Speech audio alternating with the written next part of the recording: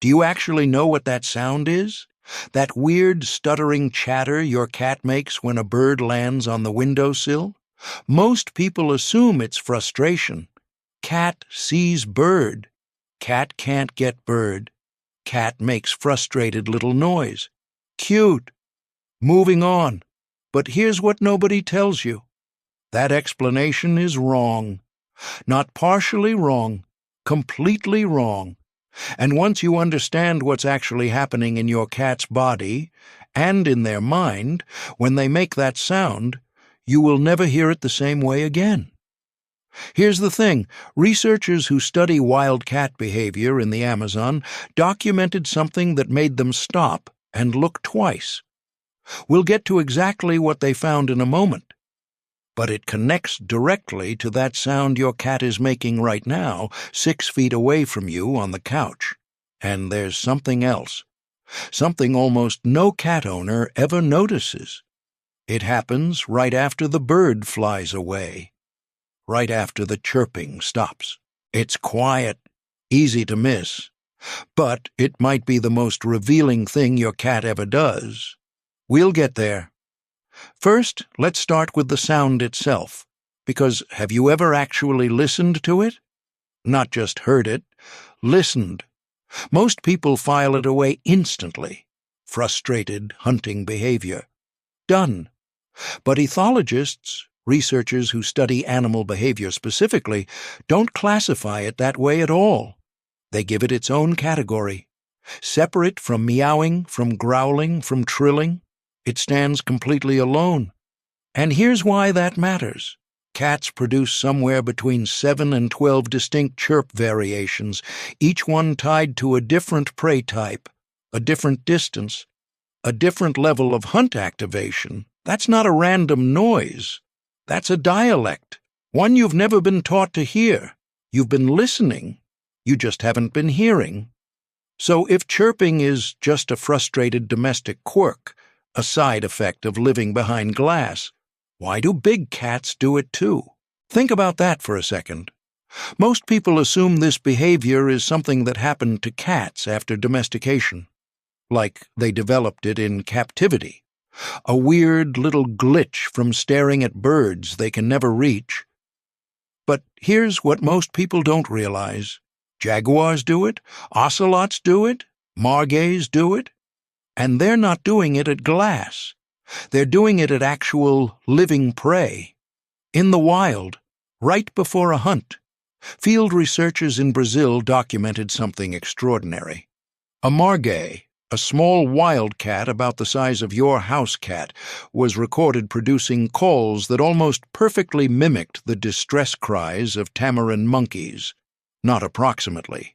Closely enough to fool the real tamarins into moving toward the sound. In over 50% of observed attempts, the tamarins responded. They came closer. That's not frustration. That's strategy. And that word, mimicry, is exactly where this gets darker. Hold on to it. We'll come back to it in point 4, and it will completely reframe everything you think you know about what your cat is doing at that window. One wildlife researcher described the moment of discovery this way. He had spent years studying cat vocalizations and assumed the chirp was emotional. Then he heard the margay recording. The juiciest part is still ahead. Let's get to know each other. Where are you from? Hit like and subscribe right now.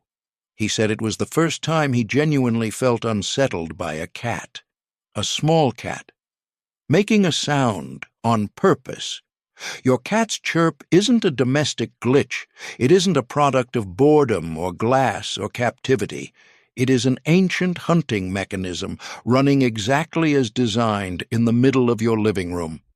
The software is millions of years old. Your apartment just happens to be where it's currently installed. Your apartment cat is running software that predates civilization. Here's something most cat owners never stop to notice. Your cat doesn't chirp at everything that moves outside. Have you ever actually watched what triggers it? Most people assume it's random. Something moves, cat reacts, chirping happens. Squirrel, bird, leaf in the wind, all the same. Just movement, just stimulation, just a cat being a cat. But here's the thing. It's not random at all, not even slightly. Cats chirp at prey class animals almost exclusively. The targeting is precise. They are not reacting to movement. They are reacting to category. There's a difference, a massive one. Research into indoor cat visual tracking found that cats can distinguish prey-sized animals from non-prey stimuli in under 200 milliseconds. That's faster than conscious thought, faster than decision-making. The classification happens before your cat even quotes zero to pay attention. This isn't perception. It's a hardwired filter, built in, always running. One owner noticed her cat had lived beside a busy street for 3 years. Large dogs passed that window daily. Never once did the chirping start. Then, one morning, a single sparrow landed on the outside sill. Before the bird had fully settled, before it had even stopped moving, the chirping was already happening. The cat didn't think about it. The system just fired. And no, this has nothing to do with curiosity or boredom. Your cat isn't watching the world outside like you watch TV. They're scanning it, constantly, running a threat and prey assessment that never fully switches off. Try this. Next time your cat is near the window, watch specifically what triggers the chirp. Note the size, note the movement pattern. You'll start to see the targeting in real time. What you're watching isn't a pet getting distracted. It's a predator identifying a target. And in point 6, you'll find out what that targeting costs your cat every single time. It's more than you'd expect. There's a hunter in your living room, waiting for the glass to disappear. Remember those Amazon researchers from the beginning? The ones who documented something that made them stop and look twice? Here's what they actually found. And hey, before we get into this, if this is already making you look at your cat differently, hit that like button and subscribe. That's how we get these videos to more people who actually care about understanding their cats on a deeper level. Okay. Back to the Amazon. Most people assume the chirp is an expression of emotion, frustration, excitement, longing. Your cat sees the bird, feels something big, and the sound comes out. That's the common read. It feels right. It feels human. But here's what researchers now believe. The chirp may not be emotional output at all. It may be a hunting call, an active attempt to produce a sound that confuses prey, attracts it, or freezes it in place. The 2005 Wildlife Conservation Society recordings of the margay were the first hard evidence. A wild cat producing targeted vocal mimicry to manipulate living prey, on purpose. But subsequent researchers took it further. They proposed that domestic cats retained a version of this same instinct, even in environments where prey is completely unreachable. Think about what that means. Your cat may not know the bird can't hear them through the glass. They may be genuinely trying, not performing, not reacting emotionally, executing a hunting strategy. Every single time the bird appears. A wildlife biologist studying domestic cat behavior put it plainly. The cat at the window isn't expressing emotion, she said. It's running a program. And the program doesn't check whether execution is currently possible. That sound isn't your cat being cute. It's your cat being completely, utterly feral. In the most extraordinary sense of that word. Not frustrated, not wistful, operational. The glass is the only thing between you and what your cat actually is. Have you ever noticed that some cats chirp constantly at every bird, every squirrel, every flutter of wings, while others almost never make the sound at all? Most people assume the quiet ones just aren't interested, less curious, less engaged, maybe a little lazy. But here's what's really happening. Researchers who study predatory behavior in domestic cats found something they didn't expect. The frequency of chirping correlates directly with something called predatory frustration threshold, essentially how quickly a cat's arousal system escalates when a hunt cannot be completed. Cats who chirp more aren't more excitable. They're more activated. There's a difference. And here's where it gets interesting. Those same heavy chirping cats tend to share a very specific set of other behaviors. Midnight zoomies, play stalking your feet, knocking objects off surfaces for no apparent reason. Most owners treat these as separate quirks. Funny cat things, unrelated. They're not unrelated. They're the same system. One predatory drive, misfiring across multiple outlets because it has nowhere to fully land.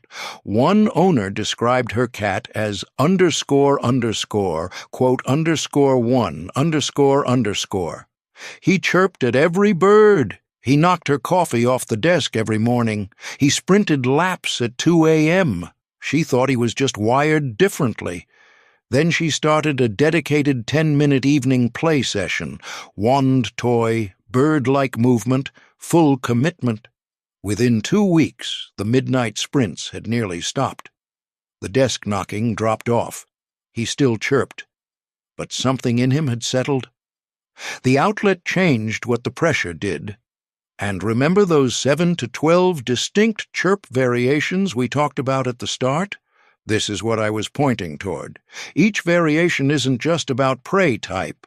It's a different level of activation, a different intensity of a system that is always running, always building, always looking for release. Your cat isn't high energy. Your cat isn't chaotic. Your cat is a predator with nowhere to hunt, and that costs something. More than you'd think. We'll get into exactly what in the next point. Here's something you've probably never thought to question. When your cat sits at the window chirping, they look calm, still, almost peaceful. Have you ever assumed they were fine? Just watching, just enjoying the view? Most people do. The cat is quiet. The cat is sitting. Nothing seems wrong. It reads like contentment, like a lazy afternoon, like your cat is simply relaxing. But here's what's actually happening inside that still, quiet body. A chirping cat is in a state of near maximum sympathetic nervous system activation. Heart rate elevated, pupils fully dilated, muscle tension locked at hunting crouch levels. Internally, they are physiologically identical to a cat that is about to strike. They don't look like it, but every system is firing. A 2019 study measuring stress markers in domestic cats during window watching found elevated cortisol levels during bird observation, even in cats that appeared completely relaxed from the outside. The body was sounding alarms the face wasn't showing. Think about what that means. Your cat is experiencing the full neurological cost of a hunt. The activation, the focus, the physical readiness, every single chirping session, without ever getting the release that would let the system reset. One researcher described it this way. It's like placing a sprinter in the starting blocks, firing the starting gun, and then holding them in place, every time. The gun keeps firing. The runner never moves. The body keeps paying. And no, this has nothing to do with your cat being unhappy with you. This is biology, ancient, relentless, indifferent biology. But you can do something about it. Tonight, try this. Right before the time your cat usually settles near the window, run a 10-minute play session. Use a wand toy. Move it like something alive, unpredictable, quick, close to the ground. Let your cat catch it at the end. That catch matters. It gives the system a completion it desperately needs. Watch what happens to the chirping afterward. Watch what happens to your cat. They never stop trying, and it costs them every time. There's something that happens after the bird flies away. Something small, something most owners never catch.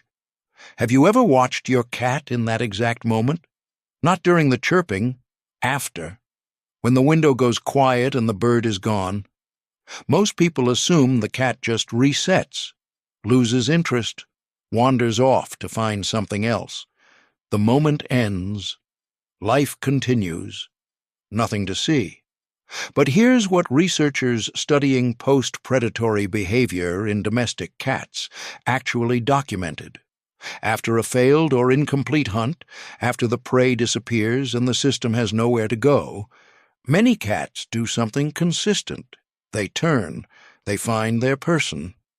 Not to meow, not to ask for food, not to demand anything, just to be near them, to close the distance, quietly, without announcement. Researchers who observed this pattern called it attachment orientation, following predatory frustration, a documented behavior. Cats seeking proximity to their bonded human, specifically after a high-activation, no-release event. Remember that open loop from the very beginning? The one thing your cat might be doing after it chirps that almost no owner notices? This is it. Think about what your cat just went through. Maximum neurological activation, a hunting program running at full intensity, the full biological cost of a pursuit. And then nothing. The bird is gone. The glass is still there. The system is left suspended, unresolved, with nowhere to land. And your cat turns to you, not because you can fix it, not because you have answers, not because you even understand what just happened inside them, but because you are the one stable thing in a world that keeps flying away. They're not asking for comfort. They don't have words for what they need. They're just moving toward the thing that has never disappeared on them. You probably won't catch this moment every time. It's quiet, easy to miss. It doesn't look like much from the outside, but it means everything. The bird always leaves. You never do.